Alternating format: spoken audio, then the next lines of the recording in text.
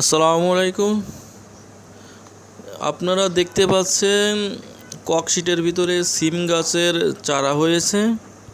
এটা গত সপ্তাহে আমি বীজ দিয়েছিলাম। বীজ বপন করার এই এক সপ্তাহ পূর্ণ হলো।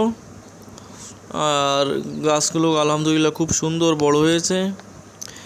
আমি এখানে ভার্মি কম্পোস্ট আর কচুরিপানা ব্যবহার করছি আর একটু মাটি। এই হচ্ছে আর একটা সাইড। এখানে অ্যালোভেরা গাছ আছে, কাঁচামরিচ গাছ আছে, পুঁই শাক আছে, ছাড়াও এটা লাল তুলসী গাছ আছে। তাছাড়াও পাশে এটা লাউ গাছ, না দুঃখিত, এটা কুমড়া গাছ আছে। এখানে একটা অ্যালোভেরা গাছ আছে। এর ভিতরে দিয়ে হয়ে মাচায় উঠে গিয়েছে গাছগুলো। তাছাড়াও পাশে কুমড়া গাছে কুমড়া ফুল ফুটছে।